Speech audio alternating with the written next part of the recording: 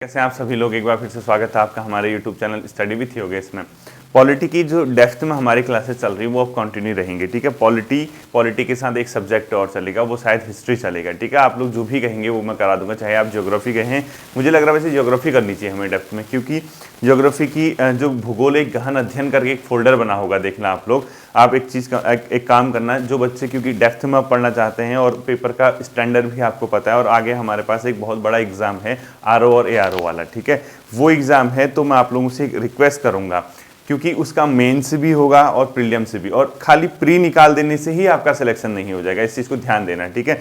क्योंकि आपको अभी से 18 जून की डेट है, अभी से अगर आप उसकी स्ट्रेटेजी के साथ चलोगे तो प्रीलिम्स निकल जाएगा, तो मेंस तक छटनी हो जाती है। एक बहुत अच्छी आप लोगों के सामने होगी कि आप आरओ के फाइनल सिलेक्शन के लिए आप लोग क्या करें, उसकी कोशिश करें, ठीक है। तो मैं आपसे ये कहूँगा, क्योंकि डेप्थ में क्लासेस पढ़ने से बहुत फायदे होते हैं। एक तो ज्ञान बढ़ता है, अपना नॉलेज बढ़ता है। दूसरा, रटवा तोता जो होता है उससे हम लोग बच जाएंगे कि यार खाली फैक्ट पता है और कुछ एक दो शब्द उसके बारे में पूछ दिए तो कुछ अता पता ही नहीं है, ठीक है। तीसरा क्या होता है, किसी भी एग्जाम में बैठे तो पूरे कॉन्फिडेंस के साथ बैठते हैं, मतलब क्योंकि पेपर एक बैलेंस पेपर बनता है। आपने देख लिया होगा पटवारी लेखपाल के स्तर को, तो इस पेपर के मद्देनजर रखते हुए जो प्रीवियस पेपर है उसके पैटर्न को चेंज करते हुए जो पेपर होने वाले हैं फ्यूचर में, उसको आप लोग देखते हुए मैं आपसे रिक्वेस्ट करूंगा कि आप लोग डेप्थ में स्टडी कीजिए। और इसके लिए एक ही ऑप्शन है, देखो तैयारी मैं कराऊंगा, पॉलिटी हम लोग करा रहे हैं, तो आप लोग फोल्डर देखना, प्लेलिस्ट में जाना, एक फोल्डर होगा भूगोल एक गहन अध्ययन।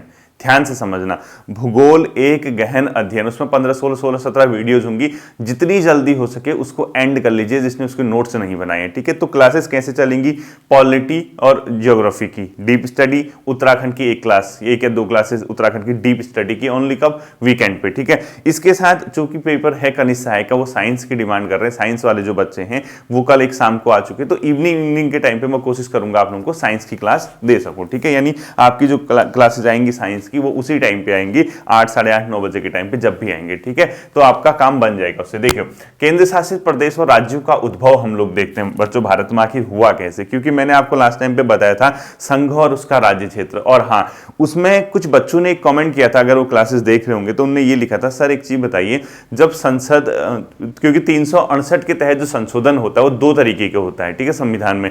और एक संशोधन जो होता है सामान्य बहुमत से हो सकता है, जिसमें केंद्र का नाम, ये राज्यों का नाम बदलना, सीमा परिवर्तित करना, क्षेत्र घटाना बढ़ाना, तो कई, आप किसी राज्य को सम्मिलित करना। कई बच्चों ने ये क्वेश्चन किया, सर बाकी तो समझ गए, लेकिन दिल्ली और सिक्किम के केस में क्यों हुआ, फिर संविधान संशोधन अधिनियम क्यों लाया गया? अगर वो सामान्य बहुमत से होता है तो उनके लिए संविधान संशोधन एक्ट क्यों बनाया गया? वो उसके पीछे एक कारण है। दिल्ली को खाली अपने आप में शामिल राज्य, मतलब उसमें भारत में जो एनसीआर बनाया, नेशनल कैपिटल रीजन बनाया उसको, दिल्ली को, सिर्फ उसी के लिए संविधान संशोधन नहीं हुआ, उसमें विधानसभा भी जोड़ी गई। आपको ध्यान होगा वहां विधानसभा का गठन किया गया, इसलिए, ठीक है। और सिक्किम को कुछ विशेष प्रावधान दिए गए, सिक्किम के लिए कुछ विशेष रियायतें दी गई, इसके लिए भी उसके लिए स्पेशल कॉन्स्टिट्यूशनल अमेंडमेंट किया गया, ठीक है। वो चीजें मैं आपको बता दूंगा जब आप समझ जाओ, मतलब आगे की क्लासेस में आएंगे, ठीक है। देखिए, केंद्र शासित प्रदेश और राज्यों का भारत पर उद्भव कैसे हुआ बच्चों, ठीक है। पहला पॉइंट लिखो, सबसे पहले क्या था, जब हम लोग स्वतंत्र हुए थे, स्वतंत्रता के समय यहाँ पे देसी रियासतों का सबसे पहले एकीकरण किया गया था, ठीक है। यानी देसी रियासतें क्या होती थी, आपको पता होगा, ब्रिटिश यहां पर शासन करते थे, देसी रियासतों का एकीकरण, ब्रिटिश यहां पर क्या करते थे, शासन करते थे, और उनके शासन के दौरान एकीकरण, कई चीजें ऐसी थी जहां पर ब्रिटिश क्या करते थे, प्रत्यक्ष नियंत्रण करते थे, यानी डायरेक्टली उनका वहां पे कंट्रोल होता था। कई जगह वो क्या करते थे, यहाँ के देसी या जो यहाँ के महाराज होते थे या राजा होते थे, उनको बिठा देते थे गद्दी में, वो शासन करते थे। और कई जगह वो गवर्नर के माध्यम से शासन करते थे। तो सबसे पहले हमने क्या किया, देसी रियासतों का एकीकरण किया। और ये कैसे किया, स्वतंत्रता के समय पे बच्चों हमारे पास दो चीज थी, यानी जब हम स्वतंत्र हो रहे थे, स्वतंत्रता के समय, ऐसे ही बनाना आप लोग, ठीक है, आपको समझने से मतलब है, स्वतंत्रता के समय हमारे पास दो कंडीशन थी। एक हमारे पास थे बच्चों ब्रिटिश प्रांत, यानी एक तो थे देसी रियासत, ठीक है, और एक थे हमारे पास ब्रिटिश प्रांत थे, ठीक है। जहां पर ब्रिटिश का डायरेक्टली रूल होता था वो ब्रिटिश प्रांत कहलाया, और देसी रियासत जहां पर देसी महाराज या राजाओं के माध्यम से शासन होता था उसको देसी रियासत। देसी रियासतों से ये कहा गया कि या तो आप भारत में शामिल हो, देसी रियासतों से क्या कहा गया था, ब्रिटिश ने अपने एक्ट में कहा या आप भारत में शामिल हो, क्या कहा था, या आप भारत में शामिल हो जाइए, या फिर आप पाकिस्तान में शामिल हो जाइए, स्वतंत्रता के समय, ठीक है, या फिर पाकिस्तान में सम्मिलित हो जाइए, या फिर आप क्या करिए स्वतंत्र हो जाइए, यानी आपको किसी के साथ सम्मिलित होने की जरूरत नहीं है, स्वतंत्र आप रह सकते हैं, आपका एग्जिस्टेंस ऐसे हो जाएगा। इस तरीके की उनके सामने एक कंडीशन रखी गई। जबकि ब्रिटिश प्रांत जो होते थे बच्चों ब्रिटिश शासन के ही अधीन होते थे। ये जो ब्रिटिश प्रांत थे वो ब्रिटिश शासन के अधीन थे, यानी इसमें किसी का रूल नहीं होता था, ये डायरेक्टली ब्रिटिश के अधीन थे, ठीक है, ब्रिटिश शासन के अंडर काम करते थे, ब्रिटिश शासन के अधीन थे। अब आप समझो, देखो हमने कैसे हमारे जो वर्तमान कंडीशन है, आपको स्टेट दिख रहे होंगे, यूटी दिख रही होंगी, यानी यूनियन टेरिटरी, देशी रियासत, या भारत में शामिल हो या पाकिस्तान में, या आप स्वतंत्र रहिए। ब्रिटिश प्रांत कौन थे, जहां ब्रिटिश के अधीन।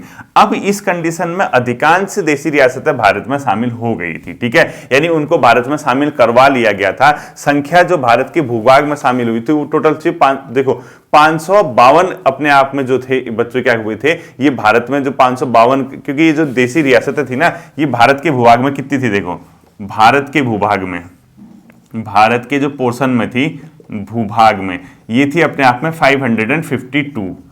इसमें से क्या हुआ था 549 तो शामिल हो गई, 549 क्या होगी शामिल। लेकिन 3 ऐसी देशी रियासतें थी जिन्होंने बहुत ज्यादा नाटक किए बच्चों, एक था कश्मीर, एक था जूनागढ़ और एक था हैदराबाद, ठीक है, 3 ये शामिल थी। ये 3 कौन से थे, 3 जो थे बच्चों कौन कौन से, एक तो कश्मीर था, जम्मू कश्मीर, ठीक है, JNK लिख लो आप लोग, JNK जम्मू एंड कश्मीर, एक था अपने आप में जूनागढ़, और तीसरा था एक हैदराबाद। इन्होंने भारत में शामिल होने से थोड़े से नखरे किए, ठीक है, यानी इनके साथ थोड़े से नखरे चलते रहे ये 3, बाकी 552 में से 559 भारत में क्या होगी, 549 भारत में क्या होगी, शामिल होगी, ठीक है। अब बच्चों क्या करना था, इनको भारत में शामिल करना था। अब क्या हुआ, इनको शामिल करने के लिए माथापच्ची करनी पड़ी, वो तो मैं हिस्ट्री में पढ़ाऊंगा, लेकिन फाइनली इनका सम्मेलन हो गया भारत में। इसको किया गया विलय पत्र के माध्यम से, यानी एक विलय पत्र था, एक लेटर लिखा था, क्योंकि पाकिस्तान ने जब अटैक किया इन पे, यानी कबाइली जो थे उनने अटैक किया, तो यहाँ का जो राजा था हरि सिंह वो भारत से मदद करने मांगने के लिए आया। भारत ने इसको मदद देने के लिए स्वीकार किया, लेकिन इससे ये कहा कि आपको भारत में शामिल होना होगा, तो इन्होंने साइन किया और भारत में अपने आप को क्या कर दिया, शामिल होने की घोषणा कर दी, ठीक है। जूनागढ़ में क्या हुआ बच्चों, जनमत संग्रह हुआ, लोगों से पूछा गया कि आप कहाँ सम्मिलित होना चाहते हो, तो जनमत संग्रह भारत किस पक्ष में आया, तो इसके माध्यम से भारत में क्या हो गया, शामिल हो गया। जबकि हैदराबाद को जो किया गया था बच्चों, पुलिस कार्यवाही के द्वारा भारत में क्या किया था, सम्मिलित किया गया था। अगर कभी ऐसे क्वेश्चन पूछता है कि इनमें से कौन किस तरीके से भारत में सम्मिलित हुआ, तो पुलिस कार्यवाही से हुआ था हैदराबाद, जनमत संग्रह से हुआ था जूनागढ़, और जम्मू कश्मीर हुआ था विलय पत्र से। तो फाइनली भारत में इन देशी रियासतों का क्या कर दिया गया, एकीकरण कर दिया गया, यानी भारत में इसको क्या कर दिया गया, सम्मिलित कर दिया गया। अब आपको ये समझना है कि जो वर्तमान हमारा प्रारूप दिख रहा है, जैसे हमें आज के समय में ये चीजें दिखती हैं कि यार ये जो राज्य हैं या यूटी हैं वो कहां से मतलब इस तरीके से बन के आए, कहां से आपको इस तरीके की चीजें दिखती हैं, तो वो हमने सबसे पहले समझना है, ठीक है। तो देशी रियासतों का एकीकरण हमने कर दिया, और पटेल जी ने इसमें बहुत बड़ी क्या निभाई थी, भूमिका निभाई थी। सरदार वल्लभ भाई पटेल, इसीलिए उनको क्या माना जाता है, देशी रियासतों को एकीकरण करने में सबसे महत्वपूर्ण भूमिका जो होती है उन्हीं की मानी जाती है। अब देखो जैसे ही ये शामिल हुए, भारत आजाद हुआ। भारत आजाद हुआ यानी 1950 में भारतीय संघ के जो राज्य थे बच्चों, उसको 4 भागों में बांटा गया था, और उनकी जो संख्या थी कितनी थी, 29, ठीक हो। 1950 भारतीय संघ में 4 प्रकार के राज्य, भारतीय संघ में क्या थे बच्चों, 4 भाग, भारतीय संघ 4 भाग, भारतीय संघ में 4 भाग, भारतीय संघ में जो राज्य थे उनको 4 भागों में क्या किया गया, डिवाइड किया गया, 4 भागों में डिवाइड किया गया भाग में, ठीक है। और इनकी संख्या जो थी बच्चों, टोटल नंबर जो थे वो कितने थे, 29 थे। अगर कभी ये क्वेश्चन पूछेगा स्वतंत्रता के बाद 1950 में भारतीय राज्यों को कितने भागों में कैटेगराइज किया गया, 4 भागों में इसको क्या किया गया, कैटेगराइज किया गया, ठीक है। जब हम आजाद हुए, सबसे पहले थे बच्चों क कैटेगरी के राज्य। इसमें कौन से राज्य थे, जहां पर ब्रिटिश भारत में गवर्नर का शासन होता था, यानी ये क कैटेगरी में कौन से राज्य थे जहां पर ब्रिटिश भारत में सीधे गवर्नर रूल करता था, ब्रिटिश भारत में, यानी जब ब्रिटिश के अधीन हम थे वहां पर जहां डायरेक्ट गवर्नर का रूल था, ठीक है, गवर्नर का रूल हुआ था या शासन था, इसको हमने क कैटेगरी में रख दिया। अब आप इनकी जो संख्या थी बच्चों, इनकी संख्या अच्छी खासी थी, यानी टोटल ये अपने आप में 9 राज्य थे। अब मैं इनके पूरे नाम नहीं लिखूंगा, नहीं आपको पूरे नाम याद करने की जरूरत है, आपको ये बताना चाहिए कि 4 भागों में ही थे। ये कौन कौन से थे बच्चों, लिखो, असम, बिहार, बॉम्बे, इसके अलावा मध्य प्रदेश, महाराष्ट्र। क्या लिखोगे, असम, बिहार, बॉम्बे, मध्य प्रदेश, महाराष्ट्र। असम, बिहार, क्या तीसरा, बॉम्बे, मध्य प्रदेश, ठीक है, क्या क्या लिखा आपने, असम, बिहार, बॉम्बे, पूरा लिखना, असम, बिहार, बॉम्बे, मद्रास भी लिख दो, मध्य प्रदेश भी लिख दो और उड़ीसा लिखो। ठीक है, मध्य प्रदेश, मद्रास, उड़ीसा, मद्रास, उड़ीसा। ठीक, इसके अलावा जो राज्य सम्मिलित थे बच्चों उसके अंदर कौन कौन से थे, पंजाब, संयुक्त प्रांत और वेस्ट बंगाल। ठीक है, तो लिखो पंजाब, संयुक्त प्रांत को जो अभी वर्तमान यूपी दिखता है। ठीक है, मैं शॉर्ट लिख देता हूँ, एसपी लिख दिया मैंने, संयुक्त प्रांत। और लास्ट जो अपने आप में आता है बच्चों वो कौन सा आता है, संयुक्त प्रांत के अलावा वेस्ट बंगाल। तो ये जो राज्य थे बच्चों, ये 9 राज्य थे, क कैटेगरी में रखा गया, यानी इसका सीधा सीधा मतलब था यहाँ पर डायरेक्ट ब्रिटिश का रूल होता था। अब आप कहोगे सर हम याद कैसे करेंगे, आपने जब मॉडर्न हिस्ट्री पढ़ी होगी आपको पता है ना कि यहाँ पर जो असम था, बंगाल था, बिहार था, उड़ीसा था, यहाँ तो डायरेक्ट ब्रिटिश थे ही थे। आपने कितने मूवमेंट पढ़े होंगे, मध्य प्रदेश हो गया, मद्रास में ब्रिटिश थे ही थे, इसके अलावा वेस्ट बंगाल ब्रिटिश थे ही थे, पंजाब में ब्रिटिश थे ही थे, संयुक्त प्रांतों में ब्रिटिश। तो ये क कैटेगरी के वैसे ही पता चल जाता है कि ब्रिटिश ने बेसिकली कहां पर रूल किया।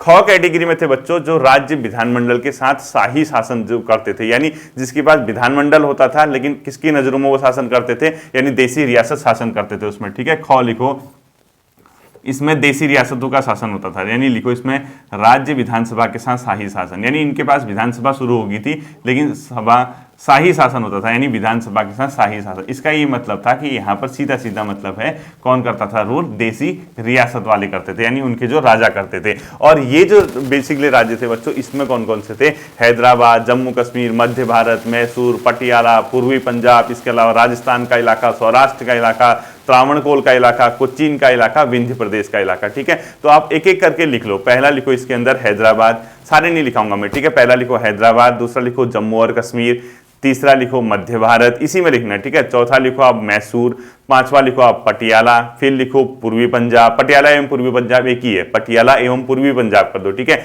इसके अलावा राजस्थान लिखो, सौराष्ट्र लिखो, त्रावणकोल लिखो, कोचीन लिखो, विंध्य प्रदेश लिखो। ठीक है, ये लोग किस में थे बच्चों, अपने आप में ख कैटेगरी में थे। ठीक है, इसके बाद आता है बच्चों गौ कैटेगरी, यानी 4 कैटेगरी में थी गौ कैटेगरी। अब आपको ये याद नहीं करना है, आपको सिर्फ ये पता होना चाहिए कि हाँ 4 कैटेगरी में हमारे राज्य बटे पड़े थे। इसमें कौन था बच्चों, ब्रिटिश भारत के मुख्य आयुक्त का शासन होता था, यानी कमिश्नर करता था यहाँ पर। ठीक है, यानी मुख्य आयुक्त का शासन लिखो, कमिश्नर जहां पर रूल करता था, मुख्य आयुक्त का शासन, यानी यहां पर रूल कौन करते थे, सीधे मुख्य आयुक्त करते थे। इनके नाम मत याद करने में लगे ना, रिक्वेस्ट करता हूं आपसे अब। ठीक है, मुख्य आयुक्त के एक ये पता होना चाहिए, बाकी सब ऐसे ही है। इसमें कौन कौन से थे लिखो, अजमेर है, भोपाल है, बिलासपुर है, ऐसे शॉर्ट लिख दो, अजमेर लिख दो, भोपाल लिख दो, बिलासपुर लिखो, इसके अलावा कूच बिहार लिखो, कुर्ग लिखो, दिल्ली लिखो, हिमाचल प्रदेश लिखो, कच्छ लिखो, मणिपुर लिखो और त्रिपुरा लिखो। ठीक है, यहां पर क्या था बच्चों, अपने आप में गौ कैटेगरी के राज्य थे जहां पर मुख्य आयुक्त करता था। आपने क्या क्या लिखा इसमें, अजमेर, भोपाल, बिलासपुर, कुर्ग मतलब कूच बिहार, कुर्ग, दिल्ली, हिमाचल, कच्छ, मणिपुर और त्रिपुरा। और लास्ट था बच्चों एक घ कैटेगरी में जहां पर कौन था, अंडमान एंड निकोबार। घ में लिखो अंडमान एंड निकोबार। ठीक है, ये 4 कैटेगरी में अपने आप में हमारे राज्य थे। अब आप सिर्फ क्या करोगे, सिर्फ क वाले पता होने चाहिए। और ये कैसे पता चलेगा, जो राज्य हैं वास्तव में जो राज्य हैं, बाकी तो आपको पता है शाही जम्मू कश्मीर हैदराबाद कोई राज्य थोड़ा ना थे, ये तो देसी रियासतें थे। लेकिन बड़े राज्य जो थे सबके साथ ब्रिटिश वहां पर क्या करते थे, रूल करते थे। ठीक है, अब आता है बच्चों जैसे ही ये था, अब सबसे पहले आया क्वेश्चन आया कि इन भारतीय राज्यों का पुनर्गठन कैसे किया जाए। इनको आखिर भारत में जो वर्तमान स्वरूप आपको दिख रहा है किस हिसाब से हम इन राज्यों को बनाएं, ये ABCD ये कंडीशन जो है इसको कब सही करके सभी राज्यों को एक प्लेटफॉर्म पे एक धरातल प्रदान किया जाए, राज्यों का गठन आखिर किस तरीके से हो, ये क्वेश्चन उठने लगा। तो सबसे पहले बच्चों की स्थापना की गई धर आयोग और JVP आयोग। ठीक है, तो इसमें एक हेडिंग डालो, धर आयोग एवं JVP ठीक है आयोग, इस आयोग की एक स्थापना की गई थी, धर आयोग और JVP आयोग। इन दोनों आयोग का अगर संबंध पूछता है, इनका संबंध है बच्चों राज्यों के पुनर्गठन से। ठीक है, सबसे पहले धर आयोग की स्थापना की गई थी, वो की गई थी जून 1948 में, जून 1948 में किसकी स्थापना की गई थी, धर आयोग की स्थापना की गई थी। जबकि JVP समिति जो थी वो थी दिसंबर 1948 में। इसी के 6 महीने बाद इसकी स्थापना की गई थी दिसंबर 1948। और इनका संबंध था राज्य के पुनर्गठन से। राज्यों का पुनर्गठन किस आधार पर हो, रिकंस्ट्रक्शन। ठीक है, पुनर्गठन किस आधार पर, किस आधार पर हो। ठीक है, इसके लिए जो था बच्चों अपने आप में क्या किया गया था, ये दो कमेटी बनाई गई थी, एक को बोला गया धर आयोग, एक को बोला गया जेवीपी आयोग। अब धर आयोग में जो था बच्चों, इसने कहा, इसको बोला गया था भाषाई प्रांतीय आयोग, ठीक है, इसको क्या और नाम दिया गया था, भाषाई प्रांतीय आयोग। यानी इसको ये पूछा गया था क्या भाषा के आधार पर राज्यों का गठन किया जाए, भाषाई प्रांतीय आयोग। इससे ये क्वेश्चन किया गया था क्या भाषा के आधार पर भारत में राज्यों का पुनर्गठन किया जाए। जो आपको A B C D category दिख रही है, इसको एक ही कैटेगरी में कैसे लाए, क्या इसके पीछे हमारा तर्क होना चाहिए, क्या भाषाई प्रांतीय आयोग इसको बोला गया। तो इसने क्या किया बच्चों, दिसंबर 1948 में अपनी रिपोर्ट दी और इसने कहा कि भाषा के स्थान पर प्रशासनिक सुविधा के आधार पर राज्यों का गठन हो, ठीक है। यानी इसने रिपोर्ट कब दी, दिसंबर 1948 में। और इसने ये कहा भाषा के आधार पर पुनर्गठन नहीं, भाषा आधार नहीं बोला, ठीक है। यानी राज्यों का पुनर्गठन का आधार भाषा नहीं होना चाहिए, यानी भाषा आधार नहीं होगा, जबकि इसके स्थान पे क्या होगा, प्रशासनिक सुविधा। क्या होगा, प्रशासनिक सुविधा, यानी एडमिनिस्ट्रेटिव जो फैसिलिटी है या एडमिनिस्ट्रेटिव जो हमारा सही तरीके से बैठ रहा है, इसके आधार पर क्या होना चाहिए, राज्यों का गठन। तो कभी पूछता है धर आयोग ने किस आधार पर राज्यों के गठन की बात की, आप बताओगे प्रशासनिक सुविधा। देखना पड़ेगा प्रशासन कितना ईजी हो रहा है, वहां के लोगों का कल्चर क्या है, वहां के लोगों के लिए कानून व्यवस्था किस तरीके हो, वहां के लोगों के लिए जो चीजें हो बेहतर कैसे प्रशासन बनाए। ऐसा नहीं कि भाषा के आधार पर कर दो, मतलब हिंदी बोल रहे हैं तो हिंदी राज्य कर दो, तमिल बोल रहे हैं तमिल कर दो, तेलुगु बोल रहे तेलुगु कर दो, कन्नड़ बोल रहे कन्नड़ कर लो, मलयालम बोल रहे मलयालम, ऐसे नहीं। इन्होंने कहा भाषा के आधार पर न करके प्रशासनिक सुविधा। जैसे ही इसने ये कहा तो विरोध होना शुरू हो गया, ठीक है, क्योंकि कई लोग ये मानते थे कि भाषा के आधार पर भारत में क्या हो, राज्यों का गठन हो। तो जैसे ही विरोध होने लगा तो तुरंत जेवीपी समिति बनाएगी 1948 में। इसमें 3 मेंबर थे बच्चों। जे मतलब जवाहरलाल नेहरू, जे मतलब जवाहरलाल नेहरू, वी मतलब वल्लभ भाई पटेल। क्या लिखोगे, जेबीपी मतलब जवाहरलाल नेहरू, वल्लभ भाई पटेल, और तीसरा पट्टाभी सीतारमैया, ठीक है। क्या लिखोगे, पट्टाभी सीतारमैया, पट्टाभी सीतारमैया, ठीक है। या ये जो 3 लोग थे बच्चों, इनकी अध्यक्षता में दिसंबर 1948 में जेवीपी आयोग बनाया गया। अगर क्वेश्चन पूछता है जेवीपी आयोग जो था बच्चों, उसमें कौन कौन से मेंबर थे, आप क्या बता दोगे, ये 3 मेंबर थे।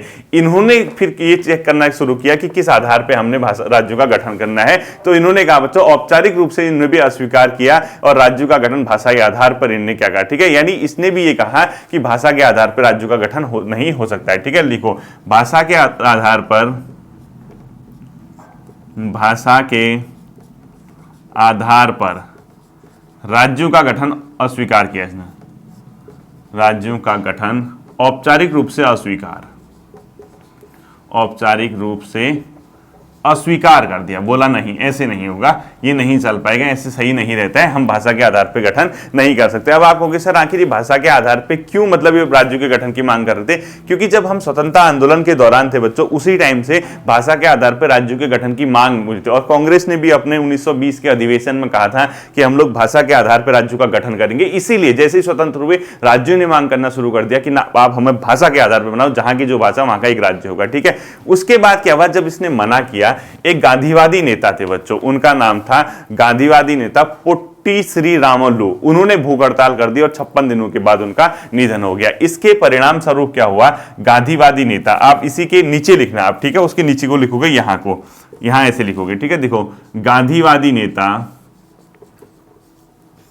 गांधीवादी नेता, ये गांधीवादी नेता थे श्रीलू, ठीक है नहीं, इनका नाम था अपने आप में गांधीवादी नेता का श्री रामुलु, रामुलु, पोट्टी श्री रामुलु था इनका नाम, ठीक है। ये आंध्रा के थे, पोट्टी श्री रामुलु, मुलु। इन्होंने क्या कर दी बच्चों, भूख हड़ताल कर दी, यानी अनशन पे बैठ गए, भूख हड़ताल कर दी। क्यों, क्योंकि उसके बाद जब इन कमिटीज ने मना किया भाषा के आधार पर राज्यों के गठन के लिए, तो बहुत बड़ी मात्रा में विरोध हुआ, डिमांड उठने लगी कि भाषा के आधार पर आप राज्यों का गठन कीजिए। और देश विदेश मतलब पूरे देश में अलग अलग स्थानों पर आंदोलन शुरू हुए। उसी क्रम में गांधीवादी नेता थे पोट्टी श्री रामुलु, उन्होंने क्या कर दी, भूख हड़ताल शुरू कर दी। इसके बाद देखिए क्या हुआ, जैसे ही इन्होंने क्या किया, भूख हड़ताल शुरू की, तो इसके 56 दिनों के बाद, 56 डेज के बाद बच्चों इनका क्या हो गया, निधन हो गया। यानी ये अपने आप में क्या हो गए, ऊपर भगवान को प्यारे हो गए। यानी 56 दिनों के बाद, उसके नीचे लिखो, पोट्टी श्री रामुलु के नीचे लिखो, 56 दिनों में इनका क्या हो गया, बाद इनका निधन हो गया। ठीक है, किसका? पोट्टी श्रीराम। जैसे ही इनका निधन हुआ सरकार आ गई बच्चों बैकफुट में। सरकार को भी लगा कि यार अब जो है वैसे ही इनका निधन हो गया, बहुत बड़ी हमारे लिए कहीं समस्या क्रिएट ना हो जाए, तो उन्होंने क्या किया, जल्दबाजी में एक निर्णय लिया और अक्टूबर 1953 में एक आधार कर दिया कि भाषा के आधार पर आंध्र प्रदेश का गठन कर दिया जाए। यानी पोट्टी श्री रामालू जो भूख हड़ताल पे बैठे थे उनका यह कहना था कि आप हमारे लिए आंध्रा, तेलुगु भाषा है ना वहां पे, तो उसके आधार पे आंध्रा का गठन करो। ठीक है, वो जैसे ही उनका निधन हुआ तो क्या हुआ, भारत सरकार ने क्या किया, अक्टूबर 1993 में, सॉरी 1953 में, अक्टूबर 1953 में क्या कर दिया बच्चों, भाषा के आधार पर पहले राज्य आंध्र प्रदेश का गठन कर दिया और मद्रास से तेलुगु भाषा को अलग करके आंध्र प्रदेश बना दिया। ठीक है, लिखो कि क्या कर दिया, भाषा के आधार पर, भाषा आधार पर पहले राज्य आंध्र प्रदेश का गठन कर दिया गया। ठीक है, आंध्र प्रदेश का गठन कर दिया गया। और क्वेश्चन पूछता है कि भाषा के आधार पर गठित पहला राज्य कौन था, तो आंध्र प्रदेश। और ये कहां से किया, मद्रास का हिस्सा था ये, पहले मद्रास यानी साउथ जिसको तमिलनाडु चेन्नई का इलाका। ठीक है, मद्रास से तेलुगु भाषी क्षेत्र को अलग कर दिया गया, क्षेत्र अलग कर दिया गया और इससे अलग करते ही क्या बन गया, अपने आप में आंध्र प्रदेश बन गया। ठीक है, तो भाषा के आधार पर गठित पहला राज्य पूछता है तो आंध्र प्रदेश। जैसे ही इसका गठन हुआ अब और जगह से भी क्या उठने लगी, मांग उठने लगी। अब बताओ, जिस देश में इतनी ज्यादा भाषाएं बोली जाती हैं, इतना बृहत क्षेत्र जो है एक ही अलग अलग भाषाओं का है, तो कैसे संभव है कि आप हर राज्य का गठन केवल और केवल भाषा के आधार पर कर दो और चीजों को ध्यान ही न रखो। तो सरकार ने क्या किया, एक कमेटी का गठन किया जिसको बोला जाता है फजल अली आयोग। ठीक है, तो नेक्स्ट हेडिंग डाल लिया आप लोग, फजल अली आयोग। तो फजल अली आयोग जो था, राज्य पुनर्गठन आयोग बोला जाता है, इसका काम ये था, सरकार को रिपोर्ट देनी थी इसने कि किस आधार पे हमारा किसका गठन किया जाए, अपने आप में राज्यों का गठन किया जाए। ठीक है, इसका जो फजल अली आयोग जो था, इसका जो गठन किया गया दिसंबर 1953 में किया गया, 1953 में किया गया और इसको प्यार से बोला जाता है राज्य पुनर्गठन आयोग। राज्य पुनर्गठन आयोग इसको क्या बोला जाता है, बोला जाता है। इसको ध्यान में आप लोग रखना। ठीक है, अब देखना इसमें 3 सदस्य थे बच्चों, एक थे के.एम. पणिक्कर, एक थे हृदयनाथ कुंजरू और एक थे फजल अली। ठीक है, ये कितने सदस्य थे, इसमें पॉइंट लिखो, 3 सदस्यीय आयोग था। ये क्वेश्चन पूछता है कौन कौन से सदस्य थे, कौन कौन से थे, एक तो फजल अली हो गए, कौन थे, फजल अली। दूसरे कौन थे, के.एम. पणिक्कर, के.एम. पणिक्कर। ठीक है, और एक थे हृदयनाथ कुंजरू। तीसरे कौन थे, हृदयनाथ कुंजरू। ठीक है, लिखो हृदयनाथ कुंजरू। ये 3 मेंबर थे। अगर क्वेश्चन पूछता है फजल अली में कौन कौन से सदस्य थे, क्यों इसका गठन किया गया था, ये राज्यों के पुनर्गठन के लिए इसका गठन किया गया था। ठीक है, इसने बच्चों रिपोर्ट 1955 में दी और इसने कहा था कि भाषा, राज्यों के गठन का मुख्य आधार भाषा होना चाहिए, लेकिन आधार के साथ साथ एक राज्य एक भाषा के कॉन्सेप्ट को इसने स्वीकार नहीं किया। ठीक है, लिखो इसने रिपोर्ट कब दी अपनी, अगर पूछता है फजल अली आयोग की रिपोर्ट कब आई थी, रिपोर्ट। ठीक है, ये आई थी 1955 में और इसने क्या कहा, भाषाओं के गठन का आधार, ना राज्यों के गठन का आधार क्या होना चाहिए, भाषा। यानी गठन का आधार ये क्या होता है, राज्य पुनर्गठन आयोग का आधार क्या होना चाहिए, राज्यों के गठन का भाषा। लेकिन पूरा ध्यान रखना, एक राज्य एक भाषा के कॉन्सेप्ट को इसने कैंसिल कर दिया।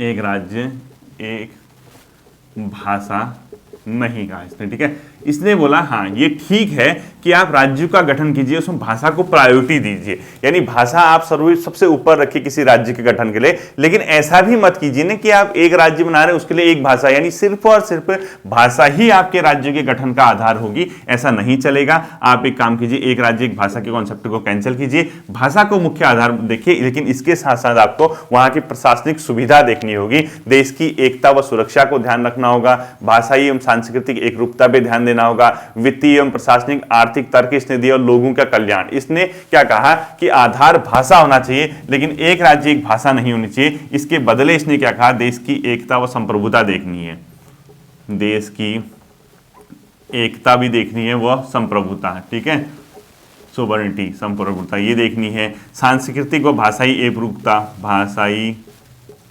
प्लस सांस्कृतिक कल्चर भी देखना है उनका, ठीक, एकरूपता।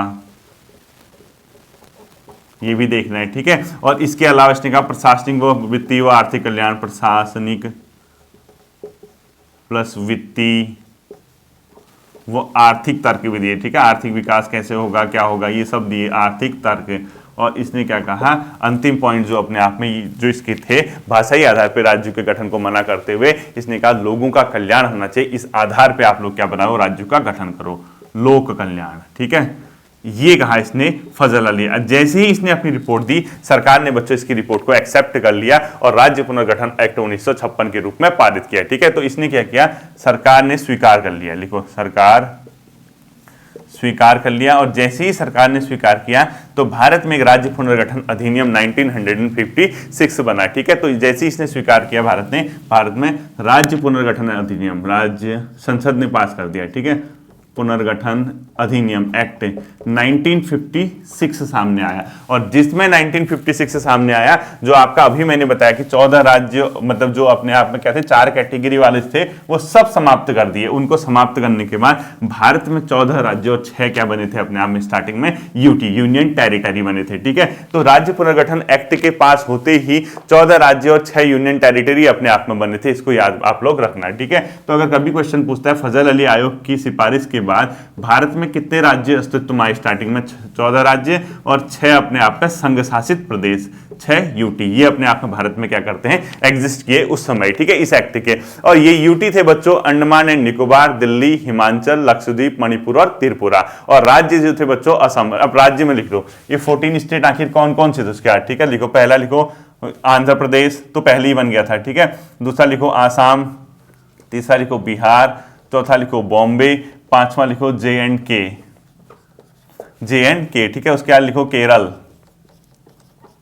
उसके बाद लिखो मध्य प्रदेश, उसके बाद लिखो मद्रास, उसके बाद लिखो मैसूर, ठीक है। उसके बाद क्या लिखोगे, उड़ीसा, उसके बाद लिखो पंजाब, फिर राजस्थान, यूपी और वेस्ट बंगाल, ठीक है, राजस्थान, यूपी एंड वेस्ट बंगाल। ये तो सीधे सीधे राज्य पुनर्गठन आयोग के बाद एग्जिस्ट करने लगे। और 6 यूटी जो थे अपने आप में, उसके अंदर से कौन कौन शामिल हुए, लिखो Andaman and Nicobar, A and N लिख दिया मैंने, ठीक है, अंडमान एंड निकोबार। इसके अलावा लिखो दिल्ली, हिमाचल, लक्षद्वीप, दिल्ली, हिमाचल, लक्षद्वीप,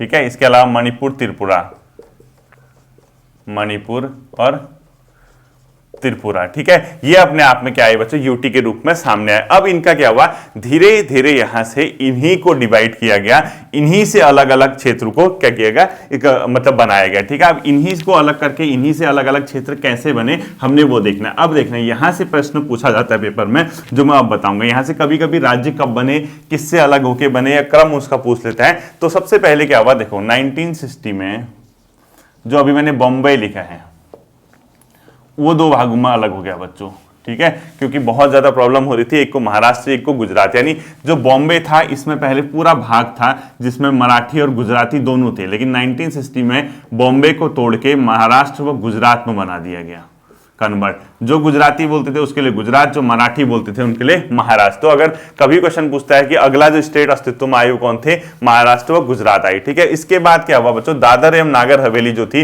वो क्योंकि 1954 में स्वतंत्र हुई थी, 1961 तक यहाँ के लोगों द्वारा स्वयं का चुना गया प्रशासन चलता था, लेकिन 10वें संविधान संशोधन के द्वारा 1961 में इसको यूटी बना दिया गया, ठीक है। लिखो, उसके बाद क्या हुआ, 10th कॉन्स्टिट्यूशनल अमेंडमेंट आया, संविधान संशोधन 1961। इसके माध्यम से क्या किया, दादरा एवं नागर हवेली, दादरा एंड नागर हवेली, इसको क्या किया गया बच्चों, यूटी बना दिया गया। क्योंकि इसके ब्रैकेट में लिखो 1954 में स्वतंत्र हुआ, ठीक है, किसी और के पास थे स्वतंत्र, और 1961 तक यहां खुद का शासन चलता था, यहां लोगों द्वारा चुने गए राजा का शासन,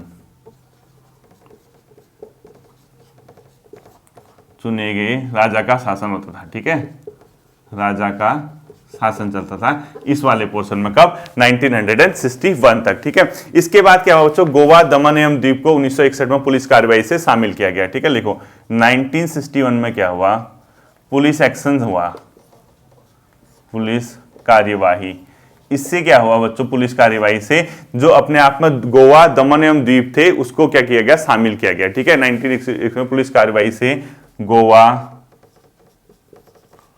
व दमन एंड दीव को शामिल किया गया भारत में। ठीक है, ये किसके पास थे, किसी और पुर्तगाल वगैरह किसके पास होंगे, तो इनको शामिल किया गया। और इसके बाद 12वें संविधान संशोधन 1962 के द्वारा इनको क्या किया गया था, एक यूटी दिया गया था, यूनियन टेरिटरी। लिखो 12th कॉन्स्टिट्यूशनल अमेंडमेंट 1962 के माध्यम से इनको क्या बना दिया गया, फिर संघ शासित प्रदेश बना दिया गया, अपने आप में यूटी इसको बना दिया गया। ठीक है, इसके बाद क्या हुआ बच्चों, जो 1987 में यही गोवा पूर्णतः राज्य बन गया। फिर 1987 में इस गोवा को क्या बना दिया गया, राज्य बना दिया गया। ठीक है, जो पहले यूटी था 1987 में इसको भारत में क्या कर दिया गया, राज्य के रूप में शामिल कर दिया गया। ठीक है, इसके बाद आता है बच्चों पड्डुचेरी का नंबर, जो कि 14वें संविधान संशोधन 1962 से इसको यूटी बनाया गया था। ठीक है, लिखो 14th कॉन्स्टिट्यूशनल अमेंडमेंट 1964, इसको क्या बनाया गया था बच्चों, 14वें संविधान संशोधन अधिनियम के माध्यम से यूटी बनाया गया था। 64 नहीं 62 लिखो,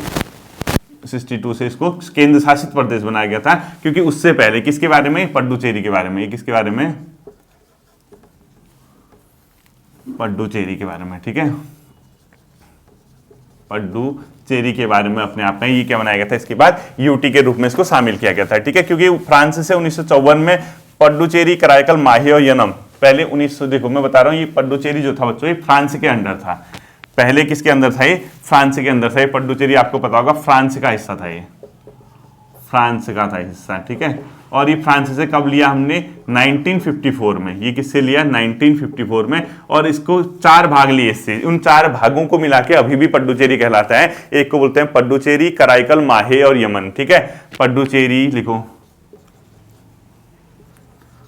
पड्डुचेरी, कराईकल, माहे, कराईकल, माहे और यमन, इन 4 को मिला के पांडुचेरी बनता है। और इससे पहले फ्रांस का हिस्सा था, लेकिन हमने 14वें संविधान संशोधन के द्वारा क्या किया इसको यूटी। उसके बाद नागालैंड, बच्चों नागालैंड आया अपने आप में 1963 में, असम से अलग करके नागालैंड बना दिया। असम से अलग कर नागालैंड, इसका अस्तित्व में आया। और ये भारत का 16th स्टेट था। कौन सा राज्य था भारत का, 16वां स्टेट था। अगर पूछता है नागालैंड कब अस्तित्व में आया, तो ये 16वें स्टेट के रूप में 1963 में आया। ठीक है, इसके बाद आता है बच्चों नंबर हरियाणा, चंडीगढ़ और पंजाब का। ये ऐसे ही पढ़ लेना। ठीक है, आप खाली एक क्रम याद रखना कौन कब आया था, हरियाणा, चंडीगढ़ व पंजाब का। इसमें भी बवाल हुआ। इसमें क्या हुआ, सबसे पहले पंजाब से इसको 17वें स्टेट के रूप में, 7th स्टेट यानी 17वें स्टेट के रूप में पंजाब से 1966 में। ठीक है, 1966 में आए। किससे अलग हुआ है, पंजाब से। ये पंजाब से अलग होके 1966 में 17वें राज्य के रूप में आया। जबकि चंडीगढ़ को एक यूटी बनाया गया पंजाब से ही, यूटी चंडीगढ़ को बनाया गया किससे, पंजाब से अलग हुआ। ठीक है, पंजाब से। और इसके अलावा जो पंजाब था बच्चों, उससे हिमाचल प्रदेश को भी अलग किया गया था 1961 में। ठीक है, इसी से हिमाचल अलग हुआ, हिमाचल अलग हुआ, लेकिन उस टाइम पे यूटी था। फिर क्या हुआ, वहां पर फिर बवाल उत्पन्न हुए। और बवाल उत्पन्न होने के बाद क्या हुआ, जो पंजाब का पूरा इलाका था उससे हिंदी वाले में हरियाणा को अलग कर दिया गया, जबकि हिमाचल प्रदेश को पहाड़ी जो क्षेत्र था उसको एक अलग राज्य के रूप में दर्जा दिया गया। यानी पंजाब से पंजाब का पहाड़ी हिस्सा काट के हिमाचल प्रदेश को 1971 में 18वां राज्य बना दिया गया। ठीक है, ये जो हिमाचल है, ऐसा लिखो 18th स्टेट बना है। फिर ये 18th STAT कब, 1971 में। किससे अलग हुआ, पंजाब का पहाड़ी इलाका था ये, पंजाब का पहाड़ी इलाका। आप समझ रहे हो ना, जैसे पंजाब था, पंजाब में आंदोलन शुरू हुए, पर क्योंकि पंजाब में पहाड़ी लोग भी रहते थे तो और उसके अलावा पंजाबी भी रहते थे, तो वहां आंदोलन शुरू हुआ। तो पंजाब से पहले तो इसको हिमाचल प्रदेश को यूटी के रूप में अलग किया गया था 1966 में। लेकिन जब वहां आंदोलन शुरू हुए थे, उसके बाद पंजाब का हिस्सा पंजाबियों ने मांग लिया, मतलब पंजाबी भाषा वालों ने, वो अलग हो गए। और 18th स्टेट के रूप में 1970 में पंजाब को अलग करके ये यूटी के रूप में, सॉरी स्टेट के रूप में इसको बना गया, जो कि भारत का 18वां राज्य था। ठीक है, फिर आता है बच्चों मणिपुर, त्रिपुरा एवं मेघालय का नंबर। कौन सा, ये तीनों बने थे, मणिपुर, त्रिपुरा एवं मेघालय, मणिपुर, त्रिपुरा एंड मेघालय।